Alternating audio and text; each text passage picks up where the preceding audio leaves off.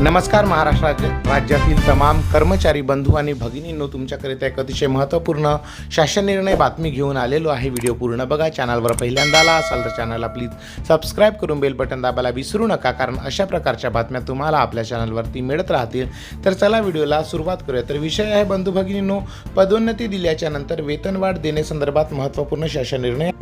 यानुसार आपल्याला पदोन्नती दिल्याच्या नंतर वेतनवाढ देणे या संदर्भात ग्रामविकास विभागामार्फत 26 सप्टेंबर 2023 रोजी एक महत्त्वपूर्ण शासन निर्णय निर्गमित करण्यात आला।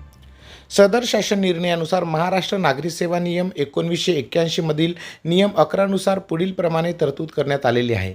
यानुसार नवीन पदावरील नियुक्तीमुळे जुन्या पदाच्या कर्तव्यापेक्षा किंवा जबाबदार यापेक्षा अधिक महत्त्वाची कर्तव्ये किंवा जबाबदारी येत असतील आणि वर्ग 2 च्या गट ब पदापेक्षा वरच्या दर्जाचे नसलेले पद तो धारण करीत असेल तर त्याचे वरचे पदाच्या समय श्रेणीतील प्रारंभिक वेतन हे खालच्या पदाच्या ज्या टप्प्याला त्याचे वेतन असेल त्या टप्प्याला एक वेतनवाढ मिळाल्यानंतर, तसेच वेतनमानातील कमाल वेतन येणाऱ्या शासकीय कर्मचाऱ्यांच्या बाबतीत मागील वेतनवाढ इतकी रक्कम मिळाल्यावर जे मानव वेतन येईल त्याच्या पुढील टप्प्यावर निश्चित करण्यात येईल असे स्पष्ट करण्यात आले।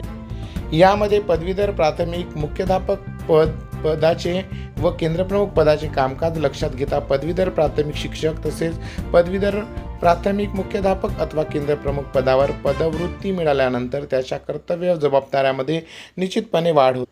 त्यामुळे पदवीधर प्राथमिक शिक्षक, पदवीधर प्राथमिक मुख्याध्यापक अथवा केंद्रप्रमुख या पदावर पदोन्नती मिळाल्याच्या नंतर पदोन्नती स्वीकारल्यानंतरचे वेतन निश्चिती करताना महाराष्ट्र नागरिक सेवा नियम 1981 मधील नियम 11(1) तरतुदीनुसार एक वेतनवाढ देऊन त्यांची वेतन निश्चिती करण्याचे निर्देश देण्यात आलेले आहेत। त्या संबंधाने शासन निर्णय मी स्क्रीनवर स्क्रोल करतोय, आपण वाचू शकता।